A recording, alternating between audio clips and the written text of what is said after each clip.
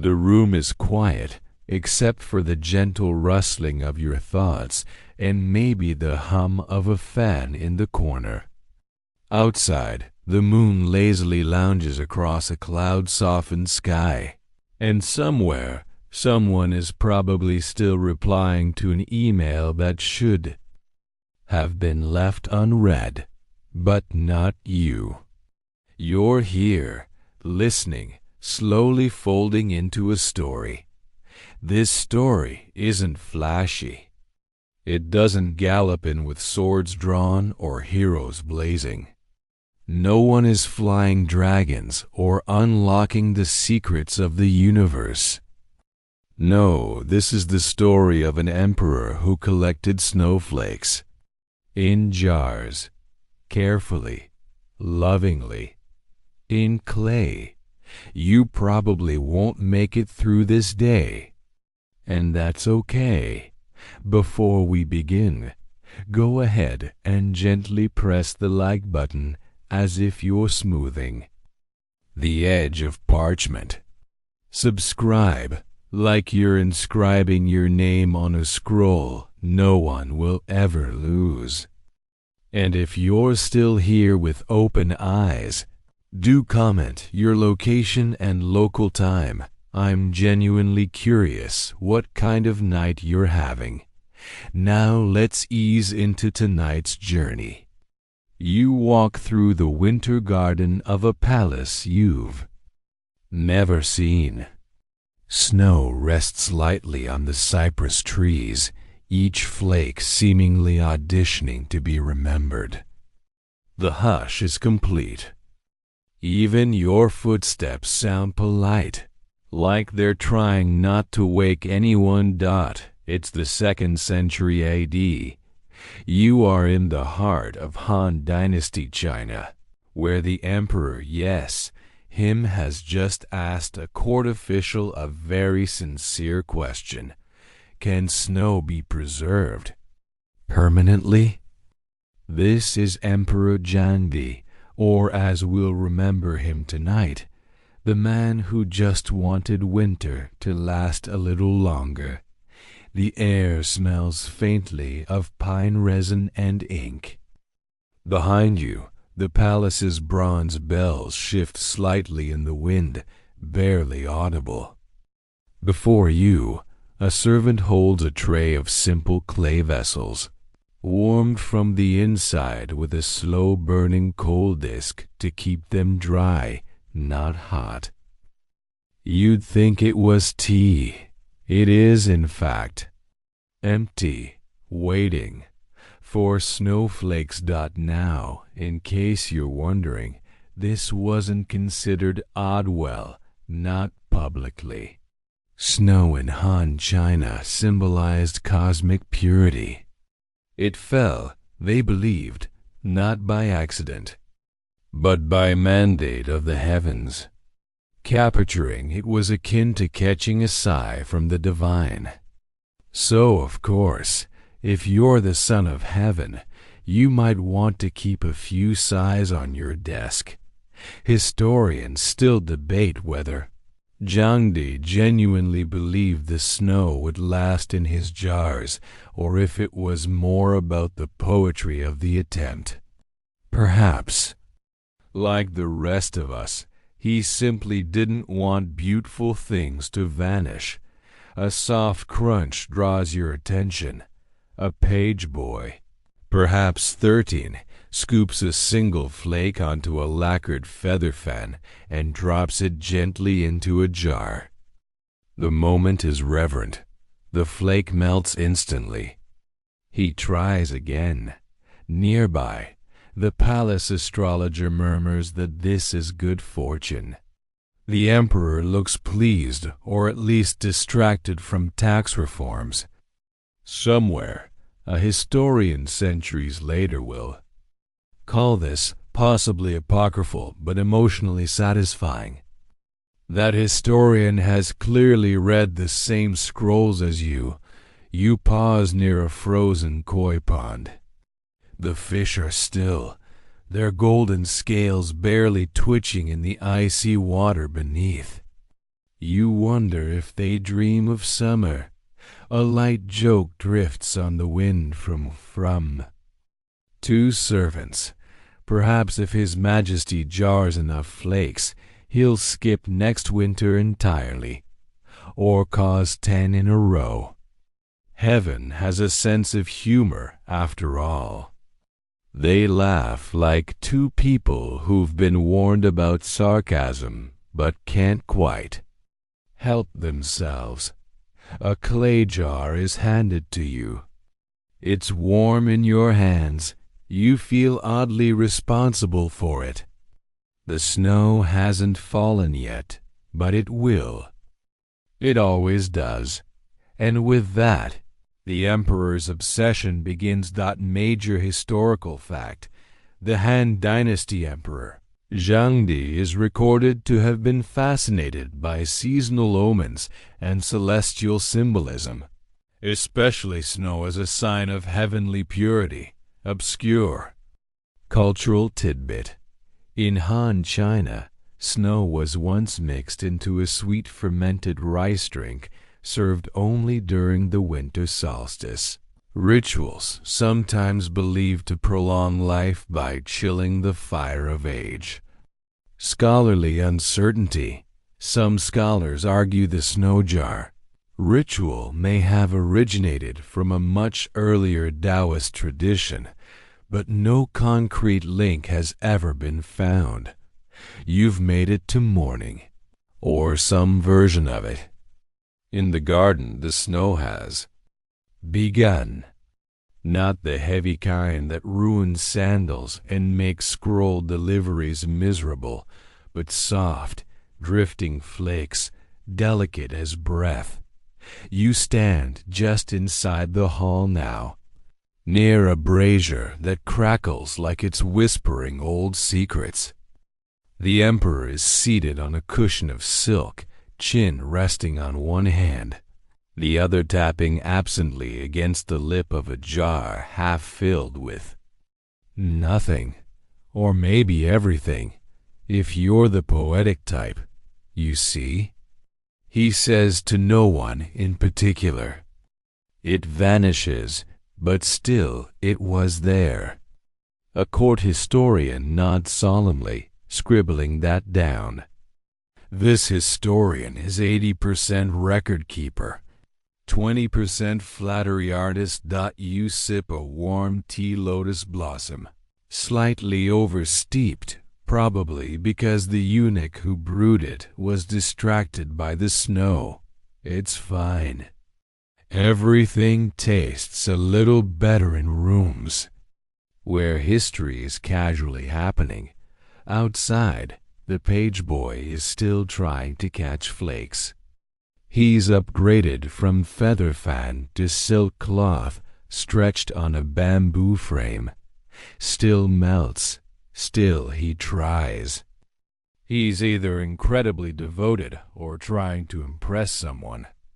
Possibly both.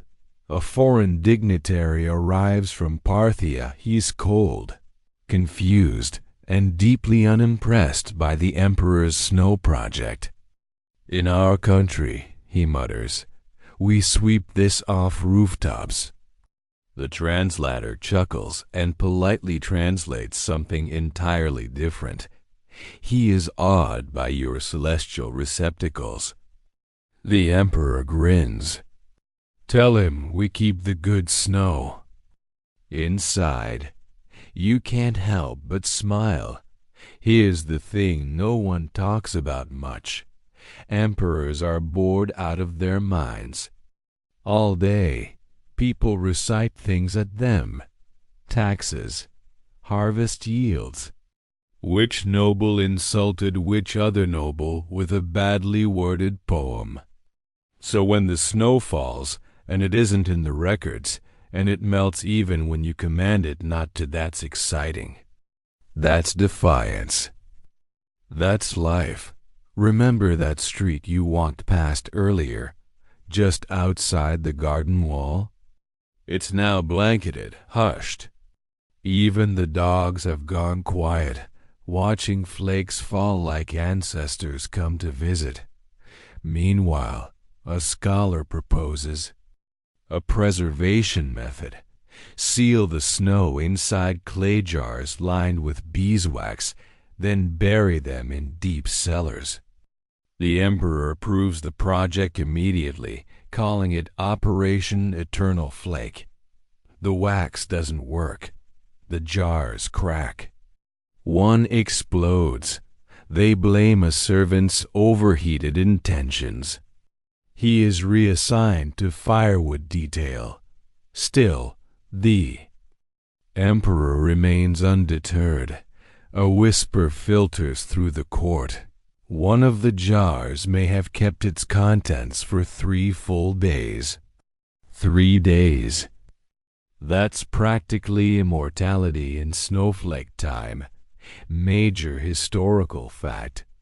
Han-era scholars maintained vast underground granaries and cold pits, insulated with straw and salt, sometimes used to store ice or snow in warmer seasons. Obscure cultural tidbit. It was believed that snow collected during the minor cold solar term held more yin energy, and thus was spiritually more potent for preserving scrolls and meditative calm. Scholarly uncertainty. Whether Emperor Zhangdi truly initiated snow preservation for cosmic reasons, or whether he was simply deeply melancholic and seeking novelty, is still debated. You hear a flute in the distance. Not a grand performance, but the sort of tune someone plays to themselves while waiting for soup to heat. Simple, comforting, forgettable. If not for this moment, now and then, the emperor holds up a jar, smiles, and sets it back down.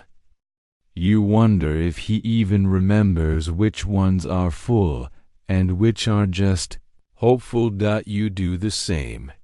Lift, smile, set it down. It's snowing a little harder now, and somewhere deep below the palace, dozens of jars sit in the dark, dreaming of frost. You're in the cellars now. Not the scary kind.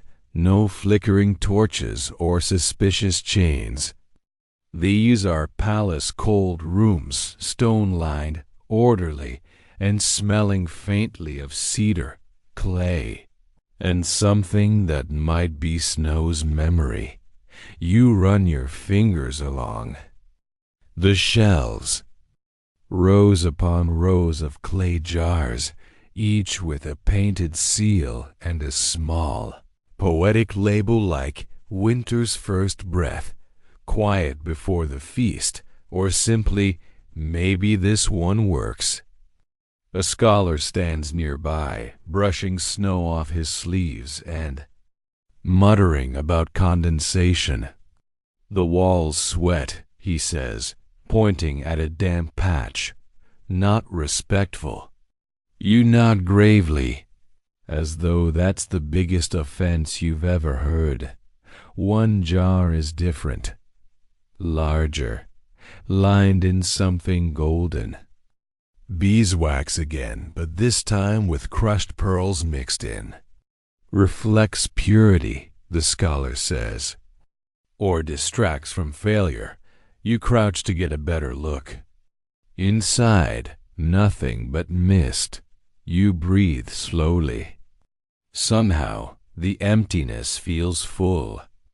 Like how silence after a long day can be the loudest relief. Above, the palace goes on living. Bureaucrats bicker. Court poets struggle to rhyme anything with snowflake. Someone burns the kanji again. Life continues. But here, beneath it all, the emperor's quiet experiment persists. It turns out the snowflakes don't mind being caught. They just don't care to stay. The emperor visits the cellars daily now. He's started giving the jars names. One is called Solitude, another That Day with the Plum Blossoms. You suspect he's not naming the jars. He's naming the feelings he doesn't know how to keep. Remember the flute from before? It plays again, but this time down here, echoing through the stone like a memory you didn't know you had. One servant brings warm ginger cakes, unaware he's about to be enlisted into flurry logistics. Another swears he saw a jar glimmer, as if snow had almost stayed put. Probably the pearl dust, someone mutters, or wishful thinking. Major historical fact: Han Dynasty's storage cellars sometimes, called ice wells, were advanced enough to preserve natural ice and snow for seasonal use, particularly in elite households and imperial courts. Obscure cultural tidbit: ancient Chinese herbalists believed the taste of snow that fell during a lunar eclipse could cure mild fevers and excess thoughts. That's right, snow as thought control. Scholarly uncertainty. There's a record of a snow room beneath Zhangdi's palace, but some argue it was metaphorical, describing a period of isolation or grief. Either way, it's cold. A laugh ripples up from behind you. The Emperor has just renamed one jar in case of future disappointment. He seems proud. You carry one of the vessels upstairs carefully, as if holding an egg made of memory. Outside, the flakes keep falling. You walk now through the quiet pavilion, a small structure at the edge of the palace grounds, rarely used, often ignored, now entirely occupied by snow. The Emperor has claimed it for his snow archive. It's mostly a collection of hopeful shelves and poetic failure. He sits by the window, sketching flakes on rice paper. The drawings are crude, even clumsy, but there's care in them. Each line whispers, "I saw this. It existed. It mattered." A court artist passes by and offers to help. The Emperor declines with a smile. "I already forget them," he says. "I want them badly enough to try remembering." Today's jar is lined with crushed plum seed and a whisper of camphor oil, to confuse the snow into staying longer. The alchemist explains, like when you wear perfume to trick someone into thinking you've arrived before you do. You raise an eyebrow. He shrugs. Metaphors are the only chemistry I'm allowed near. The flakes fall heavier now. Outside, a peasant girl collects some in her sleeve, laughing when it melts. The Emperor watches and says nothing. Do you remember the koi pond?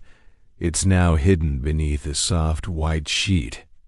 You can almost hear the fish sigh in relief. Winter is easier when you expect nothing from it. Someone brings in a jar from 3 days ago. It has a small crust of ice at the bottom. Victory. The court rejoices quietly, as if afraid to startle the miracle. The Emperor whispers, "We'll call it reluctant success." Then, unexpectedly, he laughs, a full, deep laugh. It rolls through the room like thunder, wearing silk slippers. "Do you think anyone will believe this ever worked?" he asks. You shrug. Historians still debate whether it did. He laughs again. Good. Major historical fact: Emperor Zhongdi's reign is marked by an unusual increase in court poetry and philosophical experimentation, possibly due to his personal withdrawal from active governance in later years. Obscure cultural tidbit. In ancient China, the term for snow that lands on still water without melting was sleeping frost, and poets often compared it to unspoken love or unfulfilled ambitions. Scholarly uncertainty. A scroll fragment describes Zhangdi sketching frozen stars, which may be literal snowflakes or metaphorical references to astrological diagrams. Either way, he was busy. At the end of the day, the jars are lined up along the window ledge. Some hold ice. Most hold only the hope of it. You sit beside the emperor, sharing silence like old friends who no longer need conversation. Outside, snow continues its quiet rebellion against impermanence, and inside, the man who commands armies waits patiently for another flake. You wake, or perhaps never quite slept, curled in the corner of the quiet pavilion. The snow has settled thick in the courtyard. It mutes the world like a hand gently pressed over a mouth mid-sigh. Nothing moves. Nothing needs to. The emperor stands at the window, still sketching. You wonder if he's drawn the same flake 100 times or 100 flakes only once. Either way, he keeps going. The trick, he murmurs, is not accuracy, it's devotion. You nod, mostly because it seems like the sort of thing someone wise would agree with. Behind him, a jar has cracked. The cold found a flaw in the clay. It split quietly in the night, like a secret deciding not to keep itself. No one mentions it. Another jar simply takes its place. A visiting monk arrives from a distant temple in the mountains. He watches the snow ritual in silence, then says, "You are trying to hold stillness in your hands." The emperor raises an eyebrow. "Should I not?" The monk considers. "Only if you enjoy failure done beautifully." The emperor smiles. "I do." They drink tea together. No one speaks again for an hour. Remember the boy with the feather fan? He's back. Older now, or maybe just colder. He's found a way to hold the flake longer, lining the jar with dried chrysanthemum petals. It works, barely. A smear of frost lingers on the clay like a ghost reluctant to leave. The emperor declares him Junior Snowmaster. It doesn't come with a raise, just a new hat. Later, you walk the palace corridors. They're lined with portraits of emperors doing far more traditional things, warring, marrying, making trade deals. You imagine how your emperor would look, holding a snowflake, like it's the world's last candle. You pass a jar labeled Yesterday's Hope. It's empty, but somehow you feel comforted. Not everything needs to succeed to be meaningful. Major. Historical fact: Zhangdi's reign is noted for its reduced military campaigns and increased inward court focus. Many believed he was more interested in cosmology and ritual than conquest. Obscure cultural tidbit. It was customary in the Han court to compose a winter poem on the first snow. Failing to do so was once considered a minor offense. punishable by a day of silent service, scholarly uncertainty. One archived poem attributed to Jandy references the Emperor's frost soul, but debate continues on whether it's metaphor or evidence of genuine winter-centric spiritual practice. Back in the pavilion, the monk prepares to leave. He bows to the Emperor and whispers, "The snow always returns." "Let that be enough." The Emperor nods. But you can tell he still wants just one to stay. Now the snow is melting. Slowly but surely.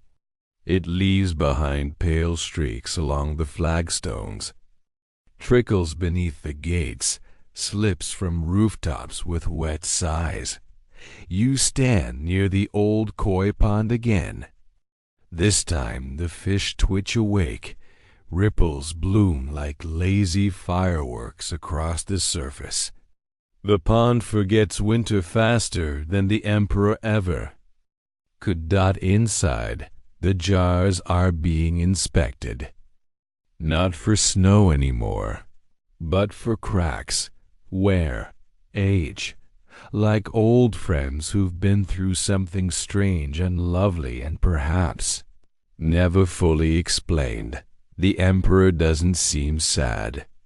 He watches the melting like someone reading the last pages of a book he already knows by heart. He turns to you. "What will you remember about this season?" You don't answer. Not because you don't know, but because the question feels more like a kindness than a quiz. The palace resumes its rhythm. Rice is counted. Boarders discussed. A small fire breaks out in the census room and is quickly extinguished, both literally and politically. But the snow has changed things, not publicly. There are no declarations, no policy shifts, but people walk a little slower, speak a little softer. You overhear a servant whisper to another, "He caught a flake once. I saw it." The other nods, eyes wide. Maybe it's true. Maybe it doesn't matter. In the workshops, they begin turning the failed jars into flower pots, chrysanthemums, winter bloomers. The Emperor approves. "A jar is never useless," he says. "Just eventually honest." Major historical fact. After several cold years in the late Han Dynasty, some regions implemented snow-based calendars to mark planting seasons more accurately. Snow became a quiet ruler of rural life. Obscure cultural tidbit in a little-known Han ritual. Melted snow was poured over old family altars to wash away last year's disappointments. It was usually done at sunrise, alone. Scholarly uncertainty. Some believe the Emperor's snow jars were later sealed and buried as offerings, though no archaeological site has definitively confirmed this. You return to the pavilion one last time. The jars are still there, lined up like a chorus of silent monks. No snow inside. Just the quiet echo of effort. The Emperor runs a finger along one. They tried. That's enough for me. Outside, spring begins tapping at the windows. Spring has arrived like someone tiptoeing into a room they weren't sure they were invited to. The plum blossoms open cautiously. The river, once choked with ice, babbles again louder than it probably needs to, like it's making up for lost time. You walk the same path past the garden wall, but everything has changed. The snow is gone. The air smells like damp earth and plants dot in the palace. Someone sneezes. Allegedly from all this new joy in the air. The imperial physician prescribes warm broth and less poetry. The court ignores him. The snow jars, though, remain exactly where they were, covered now with linen cloths. So they can sleep. The emperor says he hasn't abandoned the idea, of course. He's just paused it. Like someone saving a letter they'll finish writing next winter. You find him sketching again. But this time it's not snowflakes.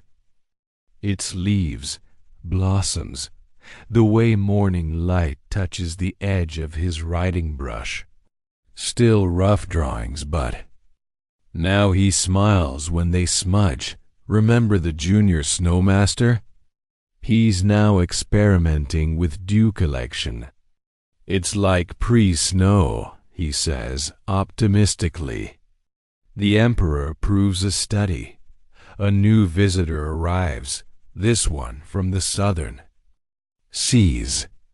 He brings gifts, spices, pearls, a bird that talks only when no one is listening. The emperor thanks him, then asks, "Does it snow where you're from?" The man shakes his head. "Only rain." The emperor sighs. Pity, rain never pretends to stay.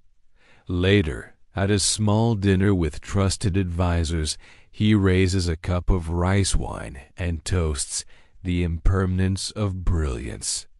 Everyone nods, unsure if they should be inspired or slightly worried. Major historical fact. The Han Dynasty was heavily invested in seasonal astronomy and agricultural cycles. Emperors were expected to reflect cosmic harmony in their personal behavior, even their hobbies. Obscure cultural tidbit. In spring, some Han officials held silence feasts, where no one could speak until the last dumpling was eaten, believed to encourage reflection after winter. Scholarly uncertainty. A lost passage in the spring annals mentions a jar of winter watched by spring's eyes. But whether this was literal or poetic allegory remains unclear. You find a single preserved snowflake sketch resting on the emperor's writing table. It's faded, but careful. On the back, this one stayed for a while. You return to the garden in the early evening. The air is warmer now, tinged with pollen and faint disappointment. Somewhere, a flute plays again off-key, persistent, unbothered. The koi are active. They chase reflections like they mean it. You envy their simplicity. In the workshop, the flower pots from former snow jars are thriving. One even grows a tiny, pale sprout with leaves shaped like tiny fans. Snowweed, someone jokes. The name sticks. The emperor visits the pots daily.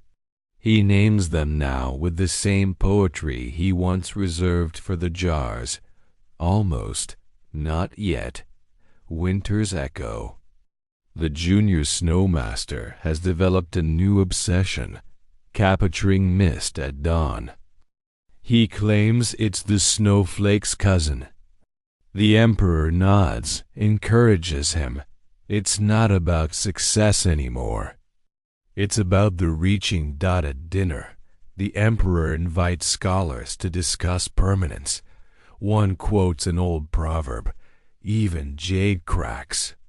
The emperor replies, "Yes, but slowly." You notice his robes have changed lighter silk, embroidered with waves instead of clouds. He's still sketching, still watching the sky. But he no longer frowns when it doesn't snow.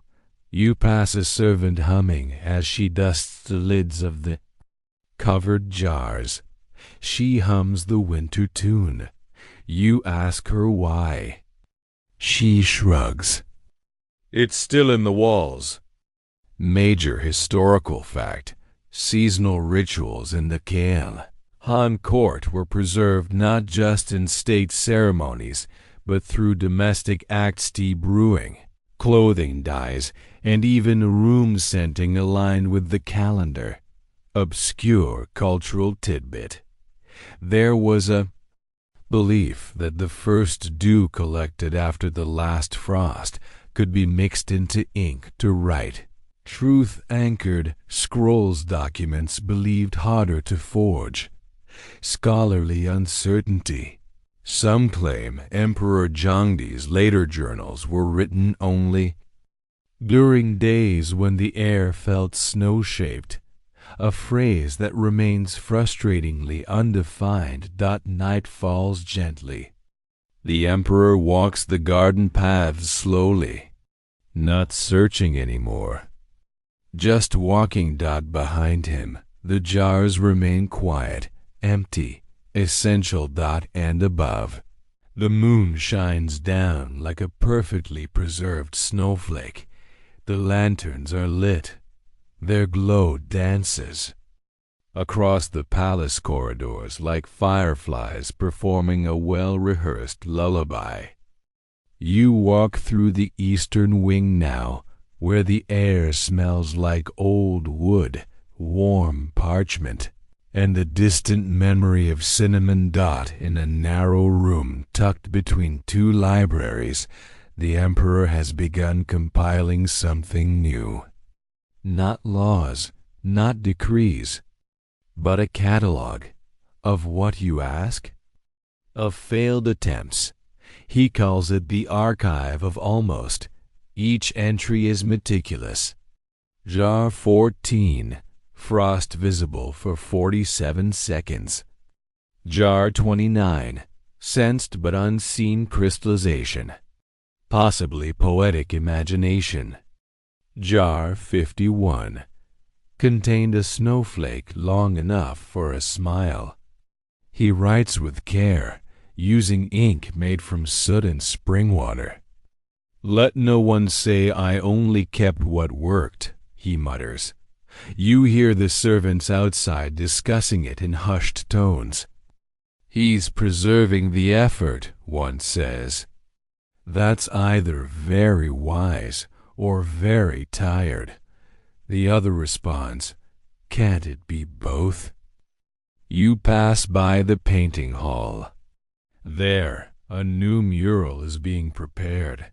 Not a battle scene, not a grand banquet, but a quiet snowscape with a single figure standing alone, holding something impossibly delicate.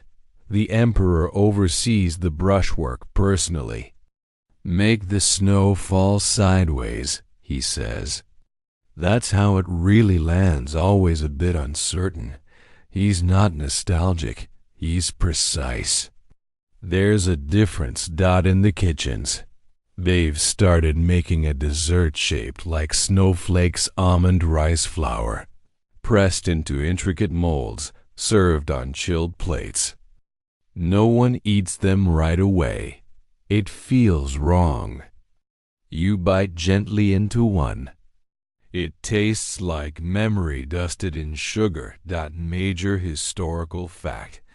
Chinese imperial catalogs often included not just records of success, but ceremonial failures, omens, and even incomplete rituals, emphasizing that intent was part of governance.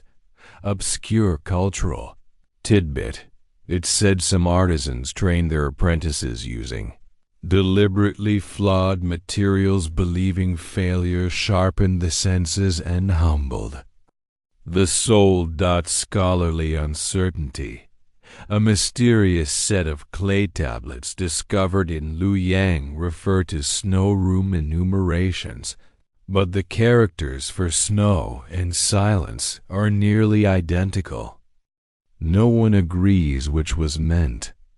That night, you find yourself pausing by one of the jars again. There's nothing inside. Not even cold. Still, you linger. Because some emptinesses are worth visiting. By now, the summer air has thickened.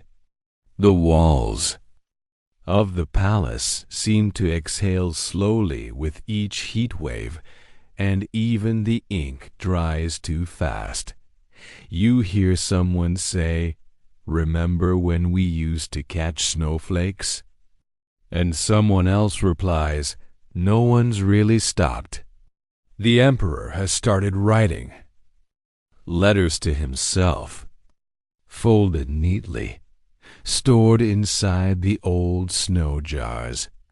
"It's for winter me," he jokes. But you know better. You read one by accident or fate. Today the sky was too blue for remembering. I watched the river and thought of stillness, but it never stayed. Perhaps that's the lesson.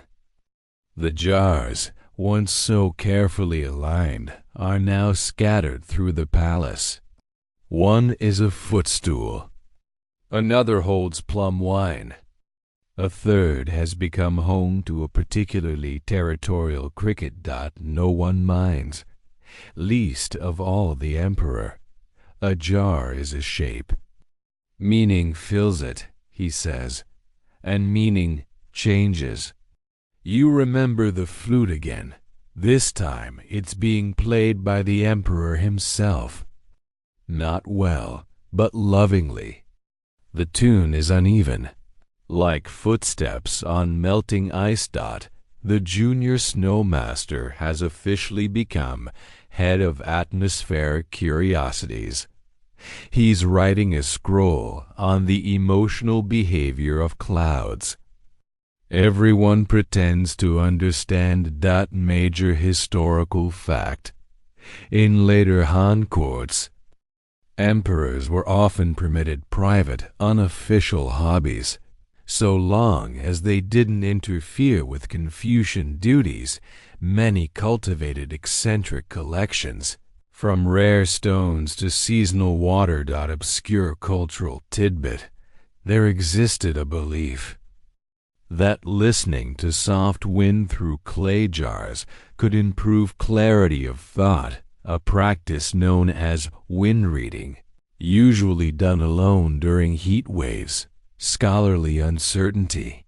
A now-lost commentary on Zhangdi suggests his jars whispered lessons, though whether this was metaphorical or an early example of poetic madness is still undecided.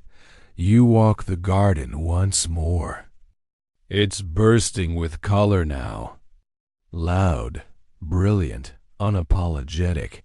But beneath a single cypress tree, one jar sits, untouched. Still covered. You sit beside it, resting your back against the trunk, and for a moment, despite the heat, you remember the snow. It's autumn now. Leaves fall in gentle spirals, like tired dancers bowing out of their last performance. The palace rustles with preparations, festival lanterns, roasted chestnuts, scrolls airing out in the sun after months of damp storage. And there, in a shaded alcove near the West Hall, the jars are beginning to return. Not all of them, just a few, quietly, as if invited back by the air. The emperor walks the garden with his hands clasped behind his back. He's older now, or maybe just softer. His steps are slower. His silence is deeper. You walk beside him. He doesn't speak. You don't either. The leaves do enough whispering for both of you. Later, he picks up a jar from under a bench. This one used to hum when it was cold, he says. I might have imagined that. You say nothing. Some truths only live in the telling. The junior. Snowmaster, now noticeably less junior, has developed a new theory. If snow is a type of silence, then recreating silence might bring the snow back. He proposes a chamber of absolute stillness. The Emperor approves it instantly. Construction begins tomorrow. In the meantime, the jars are placed in a new pavilion. This one has no walls, just a roof and a floor. Let the wind pass through, says the Emperor. Let it see we have nothing to hide. He sits among the jars like an old friend catching up. He talks to them, sometimes, not like they'll answer. More like he knows they've been listening this whole time. A servant reports. A strange frost appeared on the edge of a windowsill in the north tower. Just a shimmer, gone by dawn. The Emperor smiles. Tell the jars. Major historical fact. Han emperors sometimes retired into partial seclusion in their later years, becoming more involved in rituals, seasonal meditation, and cosmological practices rather than statcraft. Obscure cultural tidbit. Autumn in Han. China was considered the season of gentle retreat, a time when scholars were encouraged to reflect, reorganize, and recopy damaged scrolls, sometimes by moonlight. Scholarly uncertainty. A preserved inventory from Zhang Di's later years includes items listed as vessels of seasonal longing. Whether these refer to snow jars or poetic wine containers is unclear. You sit alone in the wind pavilion after sunset. The jars catch moonlight now, not snow. But still, they seem full, and around you, the leaves keep falling, one by one. As if to say, we're still here, just in another shape. There's a ceremony tonight. No trumpets, no declarations. Just the Emperor and a few trusted voices gathered under the first stars of the season. He lifts a jar. Not to trap anything, miss. Time, but to release something. A memory, maybe. A wish. A little disappointment, too. Then he sets it down again, open, mouth facing skyward. Let it breathe, he says. A poet nearby scribbles frantically. The Emperor glances at him. Don't make this sound profound, he warns. I'm just letting go of what never stayed. Still, the poet writes it down anyway. You walk back through the palace's oldest wing. The walls here are cracked but dignified. The air smells like cedar and dried plum. You notice someone has placed tiny paper snowflakes along the window ledges, each one different, each one doomed. You smile at the koi pond. A child drops in a snowflake-shaped pastry. The fish ignore it. The child doesn't mind. Maybe they think it's too pretty to eat. She whispers. The Emperor walks by a few minutes later and stops to look at the same pastry. He chuckles. That one's more permanent than the real thing. He doesn't pick it up, just nods and keeps walking. Later, you find a new inscription carved into the back of the wind pavilion. I never caught a snowflake, but I kept trying. So maybe that's the same thing. Major historical fact: Han-era imperial inscriptions often contain double meanings, meant to blend governance, emotion, and seasonal awareness into a single line of legacy. Obscure cultural tidbit. In some Han texts, snow is described not as water but as sleeping light, a form of energy borrowed from the moon, destined to dissolve upon awakening. Scholarly uncertainty. A surviving court diary includes a single line near its end. He kept jars for silence. Most assume it was metaphor. A few are not so sure that the wind picks up gently. One of the jars hums just for a moment. You close your eyes. Maybe it was real. Maybe it WS and single quotes down. Either way, you hear it. The first snow in years arrives quietly. No fanfare, no omen. Just a soft flurry in the middle of the night, like the sky finally remembered a promise it once made to a lonely man. You feel it first before you see it, an unusual stillness, a breathless hush, as though even the wind has paused out of respect. The emperor, now slower in step and lighter in voice, rises before dawn. No attendants, no ceremony. Just his hands, shaking slightly, holding a clay jar he hasn't touched in 3 winters. You walk with him, silently past the old koi pond, past the covered murals, past the room where the junior not-so-junior snowmaster is asleep over a half-finished scroll titled The Emotional Density of Cloud Fatigue. In the wind pavilion, the emperor steps out onto the cold stone floor. A single flake lands on his robe. He stares at it.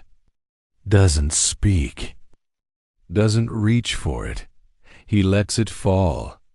Then, slowly, he places the jar on the ground lid off, mouth tilted toward the sky, and waits.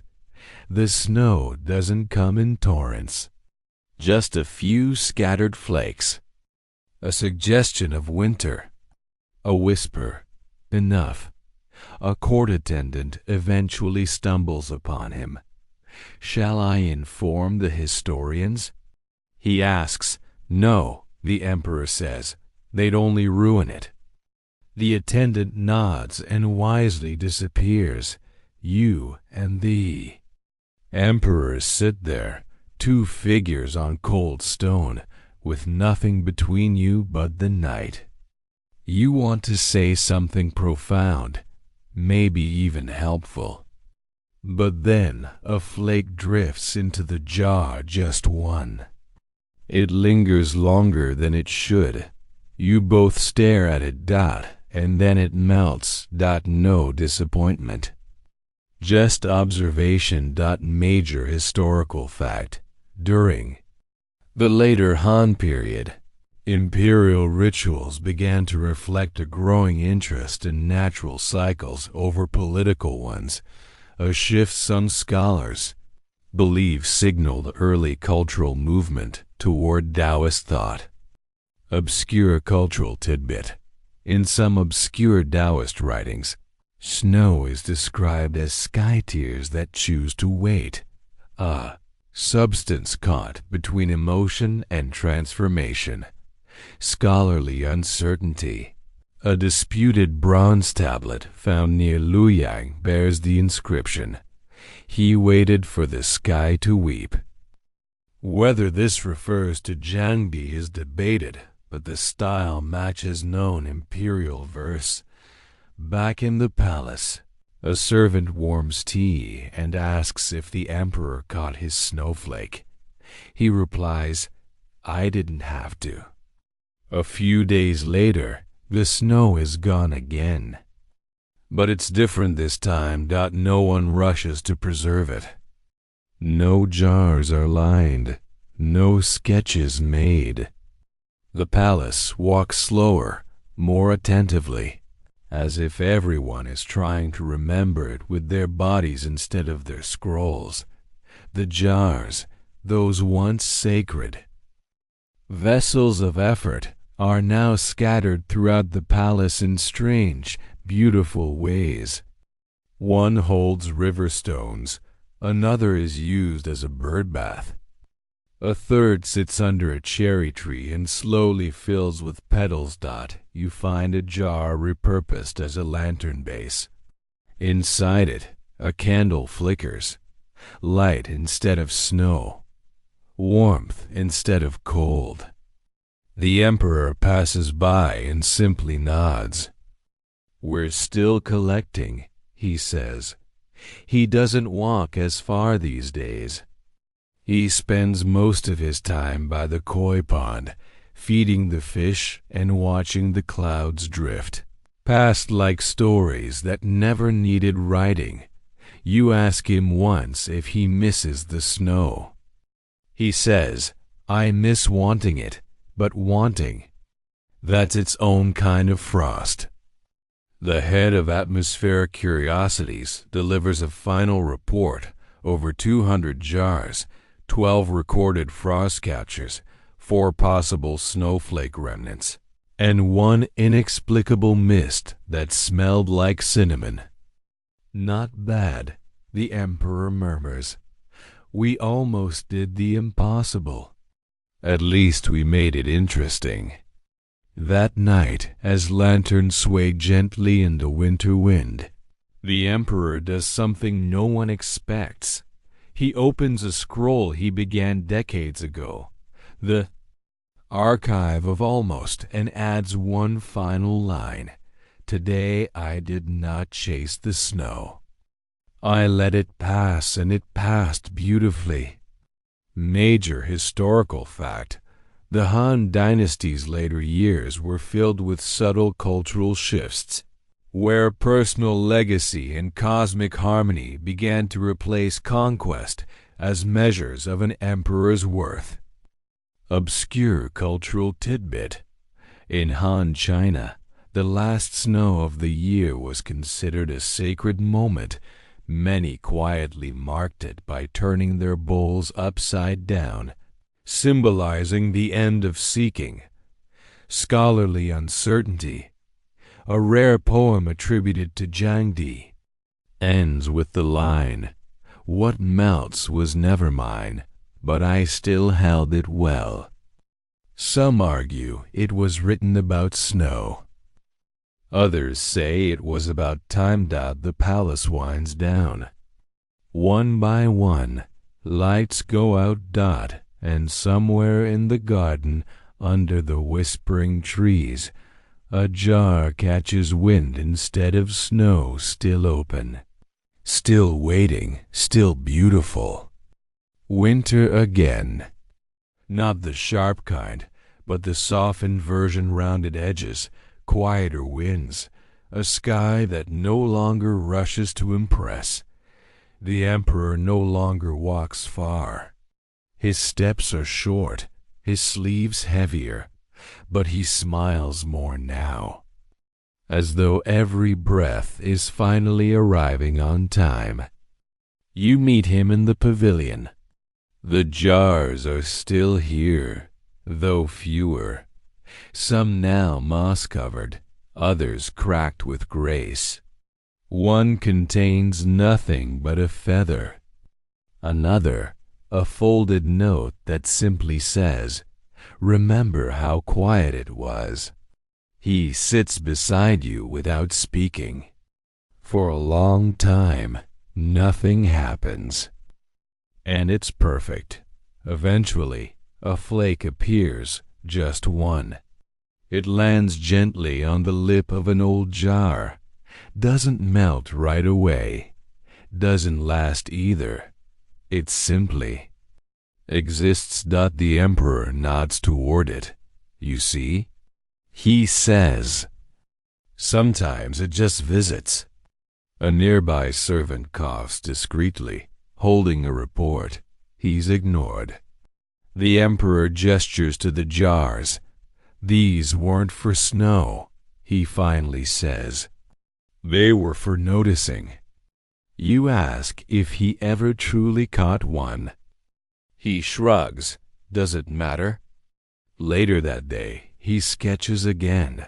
A final flake, not elegant, not symmetrical, just his. That night, the wind moves through the eaves like a storyteller, too tired to speak, but unwilling to leave Dot in his study. The emperor lights a candle. He writes one last entry. Let this jar remain open. For the future, for whatever falls next.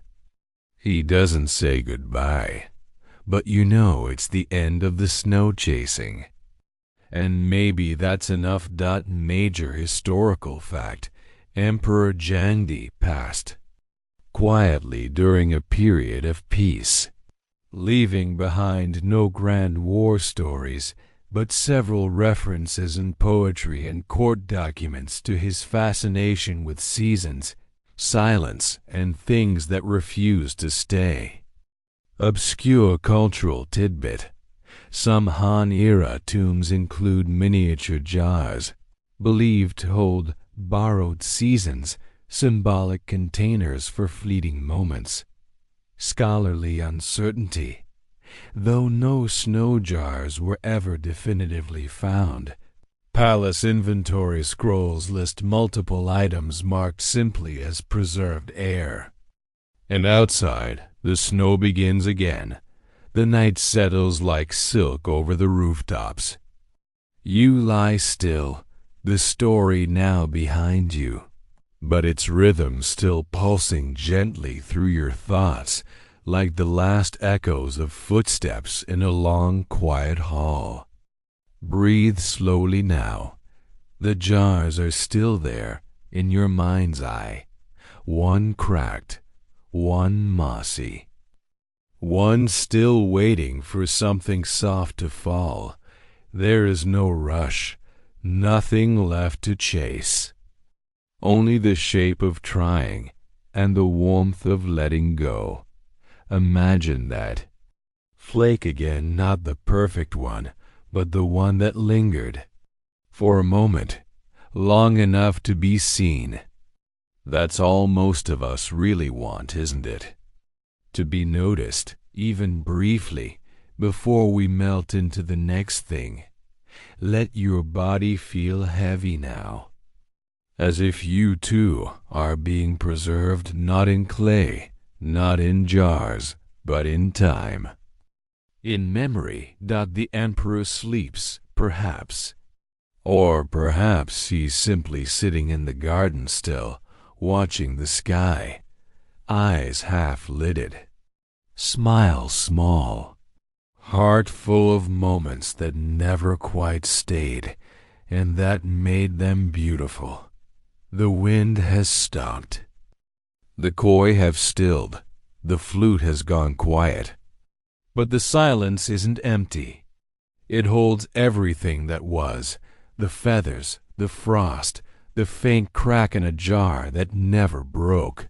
Rest now.